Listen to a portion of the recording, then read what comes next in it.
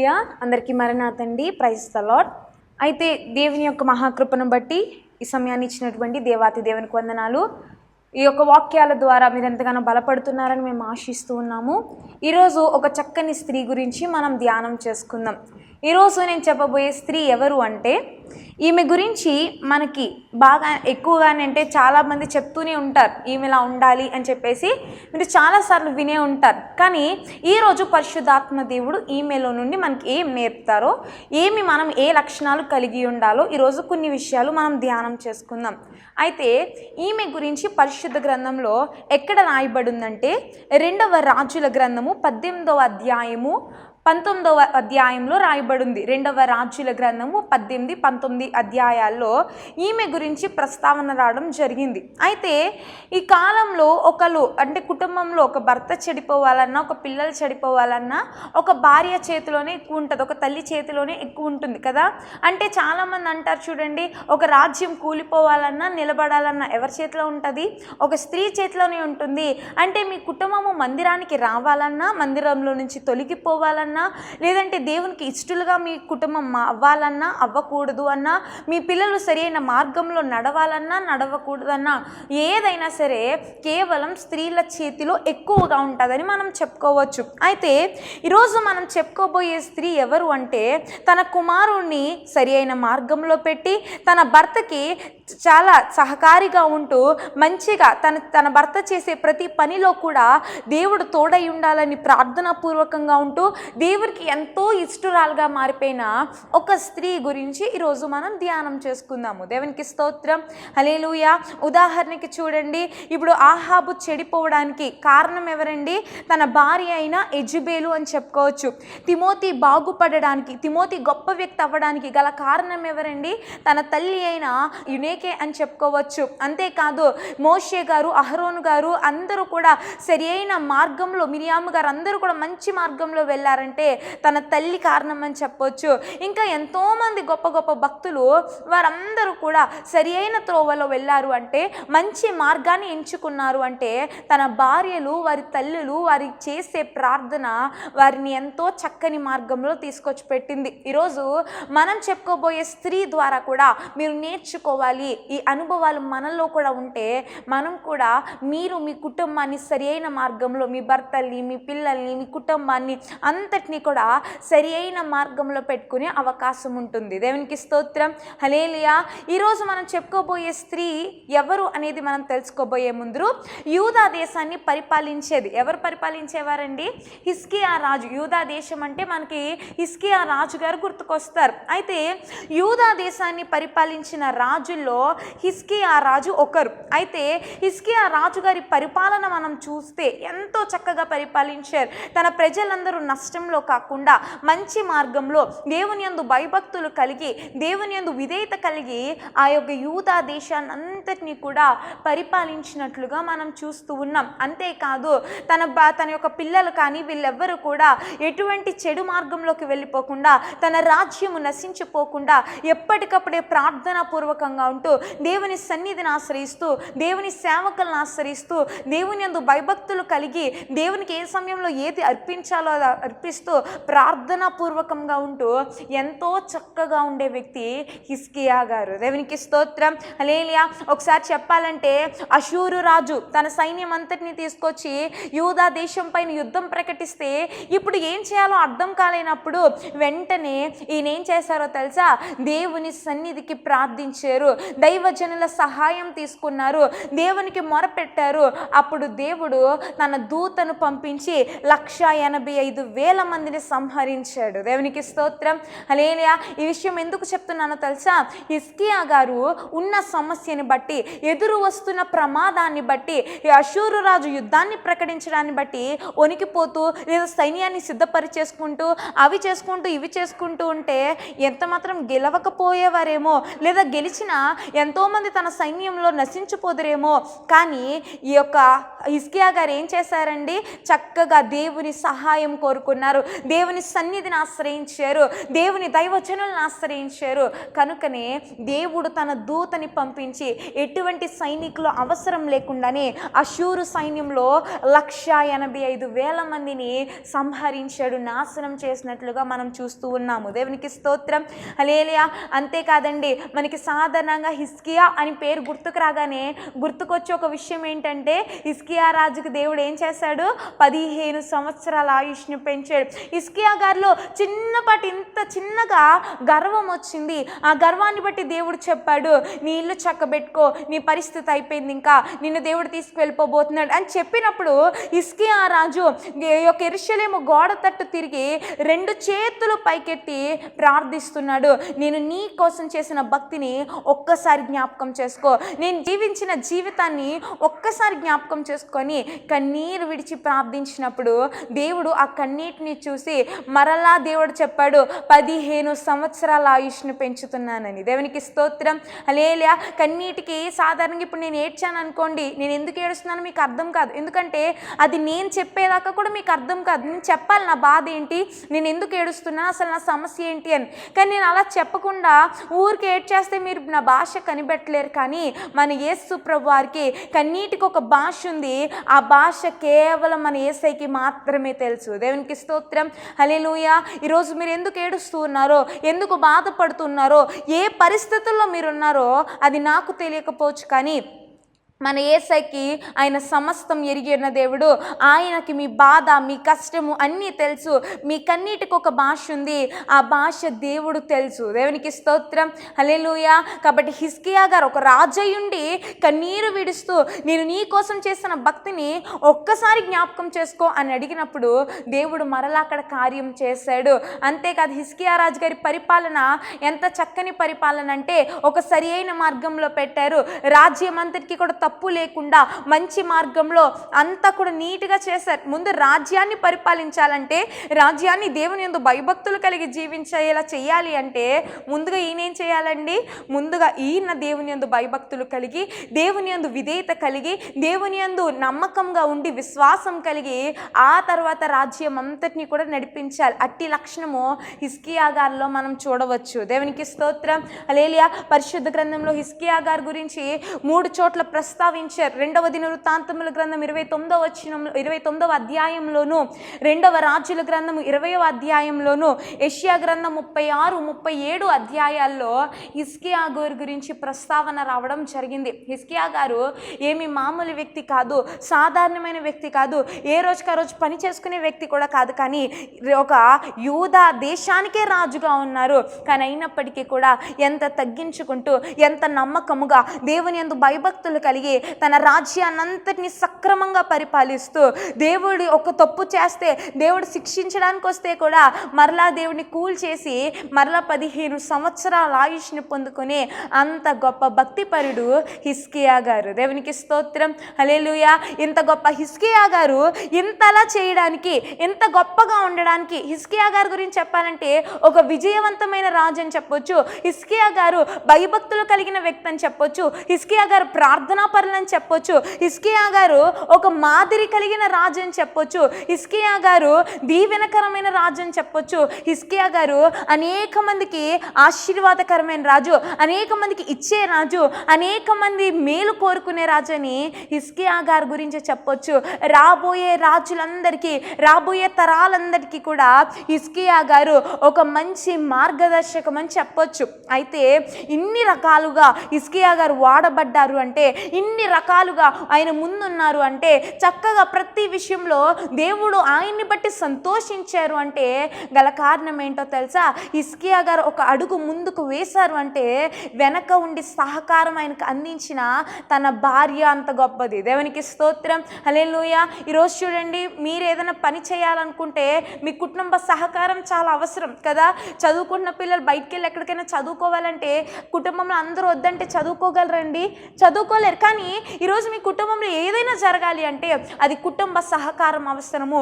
ఒక రాజుగా తన రాజ్యాన్ని ఇంత సక్రమంగా పరిపాలించాలంటే, తన రాజ్యాన్ని ఇంత పర్ఫెక్ట్ చేయాలి అంటే, తన భార్యగా ఆ యొక్క యూదా దేశానికి రాణిగా ఉన్న ఈ స్త్రీ పాత్ర కూడా చాలా ప్రాముఖ్యంగా మనకు కనపడుతూ ఉంది. దేవునికి స్తోత్రం, హల్లెలూయా. మీకు ఈ పాటికి అర్థమై ఉంటుంది, హిజ్కియా గారి భార్య ఎవరండి? హెప్సిబా. దేవునికి స్తోత్రం, హల్లెలూయా. అటువంటి గొప్ప రాజుకి ఒక గొప్ప భార్యగా ఉన్న స్త్రీ పేరు హెప్సిబా. ఈరోజు మనము హెప్సిబా గురించి ధ్యానం చేసుకుందాం. హిజ్కియా రాజు గారు ఎంత చక్కని పరిపాలన చేశారంటే, హిజ్కియా రాజు గారు దేవుడు శిక్షించిన మరలా మంచిగా అంతటి ఆశీర్వాదం పొందుకున్నారు అంటే, దేవుడు ప్రతి విషయంలో హిజ్కియాకి తోడుండి ప్రతి యుద్ధంలో దేవుడు గెలుపునిచ్చి మంచిగా ముందుకు తీసుకెళ్లారు అంటే, వెనక తన ఇంట్లో చేస్తున్న ప్రార్థన, తన రాజ్యము కొరకు పెడుతున్న మొర అంత గొప్పగా, అంత బలముగా దేవుని దగ్గరికి వెళ్తూ ఉంది. ఈరోజు మీరు కూడా మీ కుటుంబంలో ఒకరు విన్ అవ్వాలి అంటే, మీ కుటుంబంలో ఒక సక్సెస్ఫుల్ పర్సన్ రావాలి అంటే, మీ కుటుంబం ఒక హానరబుల్ పర్సన్, ఒక హానరబుల్ ఫ్యామిలీగా ఉండాలి అంటే, ఒక గొప్ప స్థితిలో మీరు, మీ కుటుంబము, మీ అందరూ ఉండాలి అంటే, మీరందరూ ఏం చేయాలి? మీ కుటుంబము బలముగా ప్రార్థించే వారిగా ఉండాలి. దేవునికి స్తోత్రం, హల్లెలూయా. అయితే బైబిల్ ప్రకారంగా అంటే రొబానిక్ లిటరేచర్లో ఈమెను యెషయా కుమార్తెగా చెప్పొచ్చు. బైబిల్ గ్రంథంలోనైతే ఈమె ఇలా లేదు, యెషయాకి కుమార్తె అని.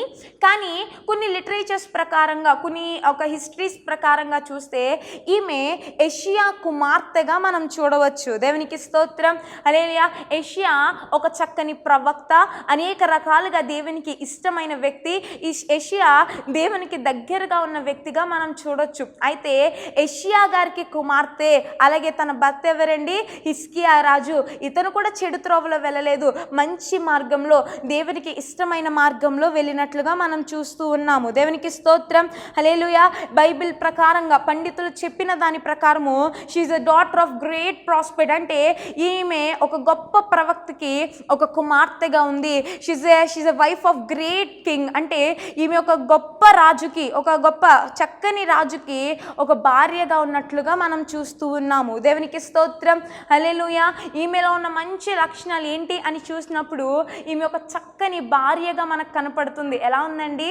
చక్కని భార్య. ఈమెలో ఉన్నది ఎలా అంటే, ఇప్పటిదాకా నేను చెప్పాను ఏంటి, తన భర్త ముందడుగు వేశాడు అంటే, తన భర్త తన రాజ్యాన్ని అంత సక్రమంగా పరిపాలించాడు అంటే, తన భార్యగా చక్కనిగా ఉండి, చక్కగా ప్రార్థిస్తూ, చక్కగా ప్రోత్సహిస్తూ, చక్కగా బలపరుస్తూ, చక్కగా ఆత్మీయత కలిగి అనేక మందిని ఆత్మీయులను సిద్ధపరుస్తూ ఎంతగానో బలపడుతుంది. కాబట్టి తన భర్త దేవుడికి ఇష్టముగా మారిపోయాడు. దేవునికి స్తోత్రం, హల్లెలూయా.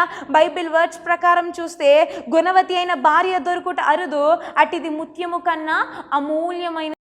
చూడండి, ఒకసారి ఆలోచిస్తే గుణవతి అయిన భార్య దొరుకుట అరుదంట. అంటే పెళ్లి చేసుకున్న వాళ్ళు ప్రతి ఒక్కళ్ళు కూడా గుణవతి భార్య కాదు, గుణవతి అయిన భార్య దొరుకుట అరుదు, అటుది ముత్యము కన్నా కూడా అమూల్యమైనది. ఈరోజు బహుశా పెళ్లి చేసుకున్నప్పటికీ లేదంటే ఇప్పటికీ కూడా మీరు గుణవతి అయిన భార్యలు కారేమో, కానీ దేవుడు చెప్తున్నాడు మనము గుణవతి అయిన భార్యలుగా మార్చబడాలి. అంటే మీ భర్త ఏ పని చేస్తున్నా సరే మీరు ఎలా ఉండాలండి? వెనక ప్రోత్సహించే వారిగా ఉండాలి. ప్రయాణమై బయటికి వెళ్తున్నారా? మీరు ఇంట్లో ఉండి ప్రార్థన చేయండి. చక్కగా దేవా నా భర్త బయటికి వెళ్తున్నారు, ప్రయాణం అంతట్లో మీరు తోడేయండి, మరలా క్షేమకరంగా తీసుకురండి ప్రభువా. ఒక వ్యాపారం మొదలెట్టాలనుకుంటున్నారా? ప్రార్థన చేయండి, దేవా నీ చిత్తం అయితే వ్యాపారంలో మంచి లాభాలు దయచేయండి అని. మీ పిల్లలు మంచిగా ఏదైనా చదువుకుంటున్నారా? ప్రార్థన చేయండి, దేవా నా బిడ్డలు మంచిగా చదువుకోవాలనుకుంటున్నారు, జ్ఞాపక శక్తిని, జ్ఞానాన్ని దయచే ప్రభువా. ఇలాగా అన్నీ కూడా చాలా మంది చూస్తే కుటుంబంలో భర్తలేమో ఆఫీసులకి వెళ్ళిపోయి, పిల్లలు స్కూల్స్కి కాలేజెస్కి వెళ్ళిపోతే ఇంకా భార్యలు ఖాళీగా ఉండి ఏం చేస్తారు? ఇప్పుడైతే ఫోన్స్ చూడటం, లేదంటే బయట ముసలమ్మ ముచ్చట్లు వేసుకుని కూర్చుంటారు కదా.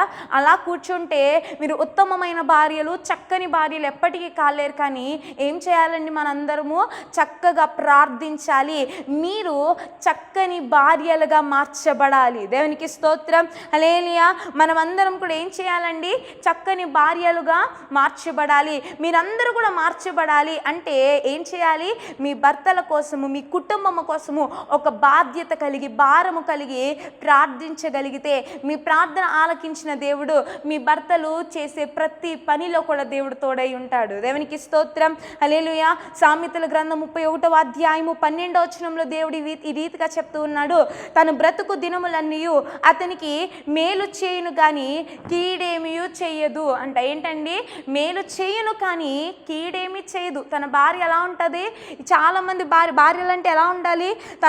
తన బ్రతుకు దినములన్నీ ఆఖరి శ్వాస విడిచేంత వరకు కూడా తన భర్తకి మేలు చేసేదిగా ఉండాలి తప్ప కీడు చేయాలన్న ఆలోచన ఎట్టి పరిస్థితుల్లో ఉండకూడదు. చాలామంది అనుకోవచ్చు, మా భర్తకి మేమెందుకు కీడు చేస్తామని. కానీ చాలామంది ఉంటారు, కీడు చేయడం అంటే ఏదో గోదట్లో దోసేయడం ఇటువంటివేమీ కాదు. కానీ కీడు చేయడం అంటే మందిరానికి తీసుకురాకపోవడం కీడు చేయడమే, దేవునిలో వారిని వాడబడించకపోవడం కీడు చేయడమే, సంఘంలో ఒక మూల స్తంభాలుగా మీ భర్త నిలబడట్లేదంటే అది మీ భర్తలకు మీరు కీడు చేయడమే, లేదంటే దేవునిలో వారు పరిచర్య చేయలేకపోతున్నారంటే మీ భర్తల్ని మీరు కీడు చేసినట్లే.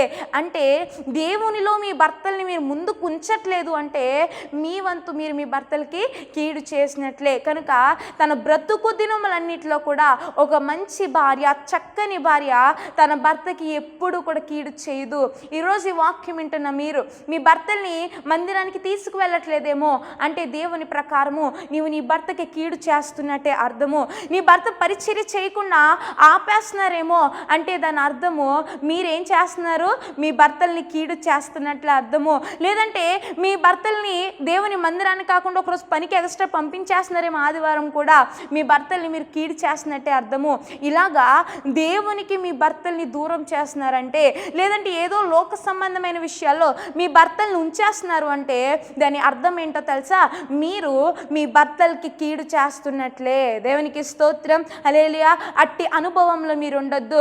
ఆఖరి శ్వాస విడిచేంత వరకు కూడా మీ భర్తల్ని దేవుని సన్నిధిలో ఉంచేవారిగా ఉండాలి, దేవుని సముఖంలో ఉంచేవారిగా ఉండాలి, మీ కుటుంబాన్ని ఆయన చేతిలో అప్పగించేవారిగా మీరు ఉండగలగాలి. దేవునికి స్తోత్రం. హల్లెలూయా.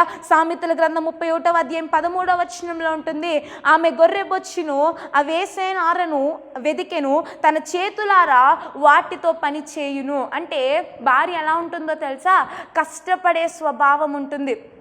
అంటే చాలామంది ఎలా ఉంటారంటే పొద్దున్నే ఏదో క్యారేజ్ వండేయడం, పెట్టేయడం, అంతే అయిపోయింది. తర్వాత అంతా కూడా ఖాళీగా కూర్చోవడం కాదు, కానీ మీరు కూడా మీ భర్తలకి వారు చేస్తున్న పనికి మీరు కూడా చేయొత్తునివ్వాలి, మీరు కూడా సహాయము చేసేవారిగా ఉండాలి. ఇలాగా సామెతల గ్రంథం అంతా చదువుకుంటూ వెళ్తే చాలా చోట్ల మనకి సొలొమోను గారు చక్కని మాటలు చెప్పారు. ఈ యొక్క భార్య ముత్యము కంటే అమూల్యమైనదని, అలాగే లేదంటే కొద్దిమంది గయ్యాలి భార్యలు ఉంటారని, లేదంటే రకరకాల విషయాలు సొలొమోను గారి ద్వారా మనం ధ్యానం చేసుకున్నాము.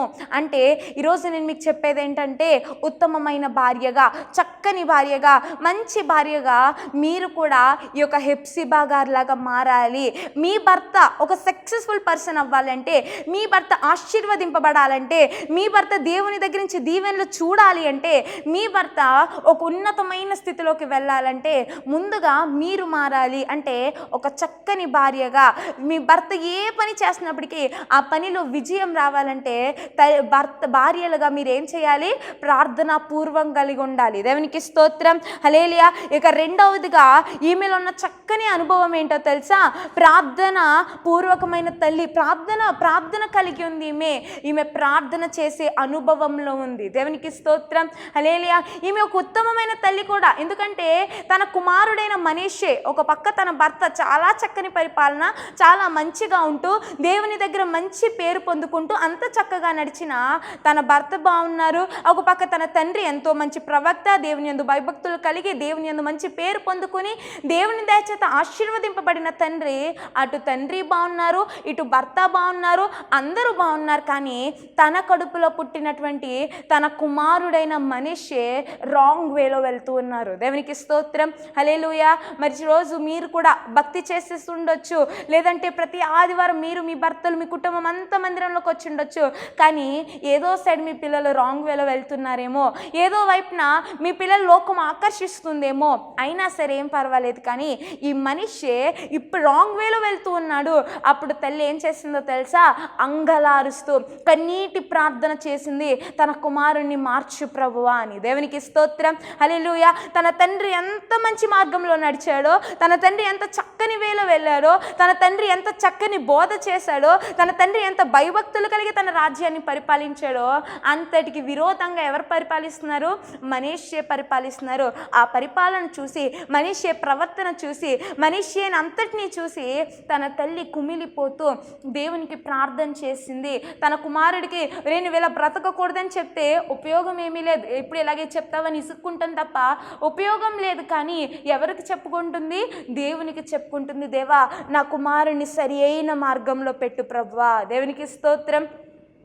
దేవుడు ఏం చేశాడండి? హెప్సిబా గారి ప్రార్థన ఆలకించి వెంటనే దేవుడు తన కుమారుని శత్రు రాజులకు అప్పగించి కొన్ని గుణపాఠాలు నేర్పించి మరలా సరి అయిన త్రోవలో మనీషిని పెట్టినట్లుగా మనం చూస్తూ ఉన్నాము. దేవునికి స్తోత్రం, హల్లెలూయా. అంటే ఇక్కడ మీకు అర్థమై ఉండొచ్చు, ఒక పక్క ఆయన చెడు రాంగ్ వేలోనే వెళ్తున్నారు, చెడు వైపుకే వెళ్తున్నారు.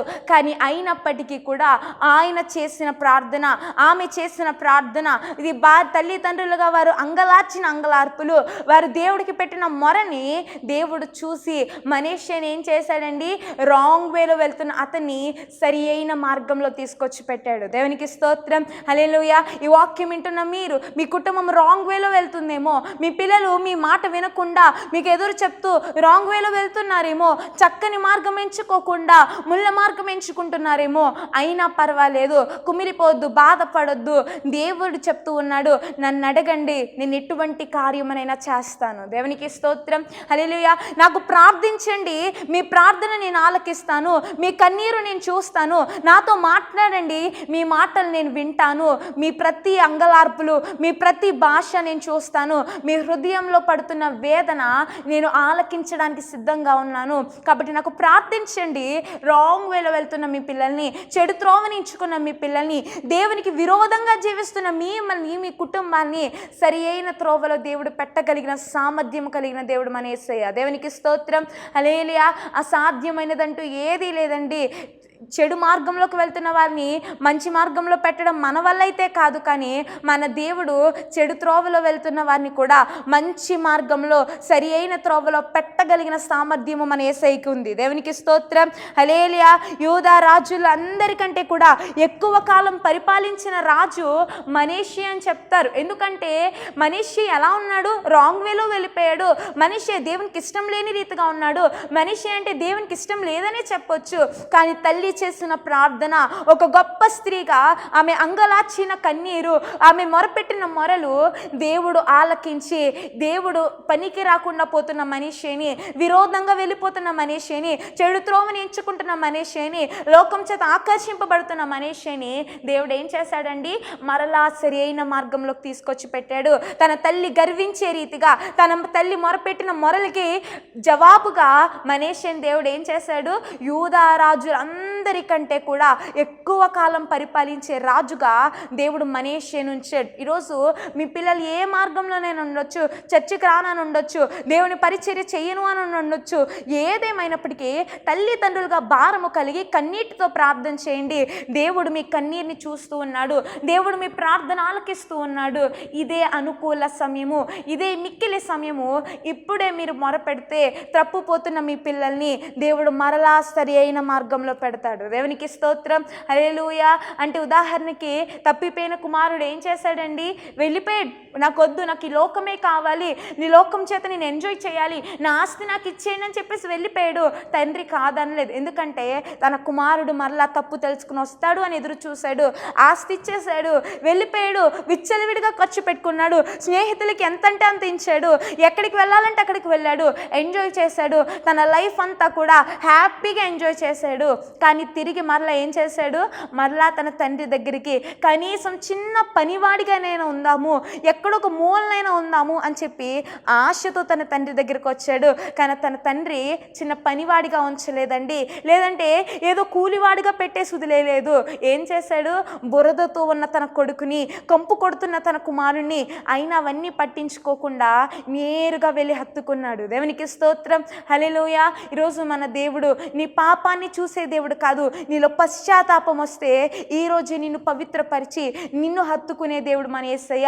ఈరోజు నిన్ను పరిశుద్ధపరిచి నిన్ను ముట్టి దేవుడు నిన్ను పరిశుద్ధపరిచి నిన్ను మరలా తన బిడ్డగా చేర్చుకునే దేవుడు మన యేసయ్య. దేవునికి స్తోత్రం, హల్లెలూయా. కాబట్టి రెండవదిగా ఈమె ప్రార్థనా పూర్వకమైన తల్లిగా మనకు కనపడుతుంది. ప్రార్థనా పరులుగా మనం ఉండాలి. మీ పిల్లల కోసం మీరు అంగలార్చే రీతిగా మీరందరూ కూడా ఉండేవారిగా మనం అందరం కూడా ఉండాలి. ఇక మూడవదిగా ఆఖరిదిగా మనం చూస్తే హెప్సిబా అనే పేరుకు అర్థం ఏంటంటే ఇష్టురాలు. దేవునికి స్తోత్రం, హల్లెలూయా. ఎవరికి ఇష్టరాలండి ఈమె? ఎవరికో మనుషులకో వాళ్ళకో వీళ్ళకో కాదు, కానీ దేవునికి ఇష్టరాలు. బిలౌడ్ పర్సన్ అంటే ఈమె దేవుని చేత ప్రేమించబడింది, దేవుని చేత ఇష్టరాలుగా మార్చబడింది. ఎందుకో తెలుసా? కేవలం తను చేసే ప్రార్థన, తను పెట్టే మొర, తను అంగలార్చే కన్నీరు, వీటన్నిటిని బట్టి ఈమె దేవునికి ఇష్టరాలుగా అయిపోయింది. పేరు పెట్టుకుంటున్నాం కరెక్టే, ఆ పేరు బట్టి జీవించాలి. ఇప్పుడు ఏదో పేరు పెట్టేసుకుంటాం. హెప్సిబా అనే పేరే చాలా మంది పెట్టుకోవడం గొప్ప కాదండి. హెప్సిబా అనే పేరుకు అర్థానికి తగినట్లుగా మన జీవితం మార్చబడాలి. రూత్ అని పెట్టుకుంటారు, రూత్ అనే అర్థానికి మనం జీవించము. అలాగే రకరకాల పేర్లు పెట్టుకుంటారు. దావీద్ అని పెట్టుకుంటారు, కానీ దానికి పేరు తగ్గట్టుగా జీవించారు. మోషే అని పెట్టుకుంటారు, దానికి తగ్గట్టుగా జీవించారు. వాళ్ళ పేర్లు వీళ్ళ పేరు రకరకాల పేర్లు పెట్టుకుంటారు, కానీ ఆనాటి భక్తులకి విరోధంగా జీవిస్తారు. ఆ పేరుకి తగ్గట్టుగా మనం జీవించట్లేదు. కానీ హెప్సిబా ఎలా జీవించిందండి? తన పేరుకు తగ్గట్టుగా ఇష్టురాలుగా జీవించింది. దేవునికి స్తోత్రం, హల్లెలూయా. ఇష్టురాలంటే తన రాజ్యంలో ఉన్న వాళ్ళందరికీ ఇష్టురాలుగా జీవించిందో లేదో అది పక్క విషయం, కానీ ముఖ్యంగా ఎవరికి ఇష్టురాలుగా జీవించిందండి? దేవునికి ఇష్టురాలుగా జీవించింది. దేవునికి స్తోత్రం, హల్లెలూయా. ప్రేమించబడింది. ఈరోజు మనము కూడా మన తండ్రి చేత ప్రేమించబడాలి. మన తండ్రికి మనము కూడా బిలౌడ్ డాటర్గా అయిపోవాలి, బిలౌడ్ సన్గా అయిపోవాలి. ఎప్పుడవుతామో తెలుసా? మనము కూడా హెప్సిబాలో ఉన్న లక్షణాలు మనం కూడా కలిగి ఉన్నప్పుడు. దేవునికి స్తోత్రం, హల్లెలూయా. దానియేలు గారు, దావీదు గారు, ఎంతోమంది, మోషే గారు, అబ్రహాం గారు, ఎంతోమంది దేవునికి ఇష్టలుగా అయిపోయినట్లుగా మనం చూస్తున్నాము. ఈరోజు నీవు నేను కూడా దేవునికి ఇష్టలం అవ్వాలి. మన దేవుడు పక్షపాతి కాదండి. నిన్ను నన్ను కూడా ఇష్టలుగా చేసుకోవడానికి, నిన్ను నన్ను కూడా ఆయన సేవలో వాడుకోవడానికి, నిన్ను నన్ను కూడా ఆయన పరిచర్యలో వాడుకోవడానికి, నిన్ను నన్ను కూడా ఒక బలమైన సాధనంగా వాడుకోవడానికి ఈ రోజే దేవుడు సిద్ధంగా ఉన్నాడు. నీ కుటుంబాన్ని ఒక ఉన్నతమైన స్థితిలో పెట్టడానికి దేవుడు ఎదురు చూస్తూ ఉన్నాడు. కనుక ఏం చేయాలి? మనం అందరము కూడా నిరీక్షణ కలిగి, విశ్వాసం కలిగి, హెప్సిబాలో ఉన్న లక్షణాలు మనం కూడా కలిగి ఉన్నాము. దేవుడిచ్చే ఆశీర్వాదం చూద్దాము. హెప్సిబాలో ఉన్న 3 లక్షణాలు మనం ధ్యానం చేసుకున్నాము. చక్కని భార్యగా ఉంది, అలాగే ప్రార్థనా పూర్వకమైన తల్లిగా ఉంది, అలాగే హెప్సిబా అనే పేరుకు ఇష్టురాలు అని అర్థము. ఇష్టురాలుగానే ఆమె జీవించింది. ఈరోజు మనము కూడా ఇటు లక్షణాలు కలిగి ఉన్నాము. మీ కుటుంబము ఆశీర్వదింపబడాలంటే, మీ బిడ్డలో ఒక గొప్ప దీవెన చూడాలి అంటే, మీరు, మీ కుటుంబం, మీ సంఘం అందరూ కూడా ఒక ఉన్నతమైన స్థితిలో ఉండాలి అంటే, హానరబుల్ పర్సన్స్గా మీరు అందరూ కూడా ఉండాలి అంటే ఏం చేయాలో తెలుసా? హెప్సిబాలో ఉన్న లక్షణాలు ఈరోజు మీరు నేను కూడా కలిగి ఉంటే దేవుడు నిన్ను నన్ను కూడా ఆశీర్వదించడానికి సిద్ధంగా ఉన్నాడు. ఈ కొద్ది మాటలు దేవుడు దీవించును గాక. ఆమేన్. ఈ సమయంలో అందరూ కూడా ప్రార్థన చేసుకుందాం. కళ్ళు మూసుకున్నట్లయితే, శరణతుడా, మోహనతుడా, మా సకల ఆశీర్వాదమునకు కారణభూతుడైన మా ప్రియ పరలోకపు తండ్రి, దేవానికి వందనములు, స్తుతులు, స్తోత్రములు నైనా.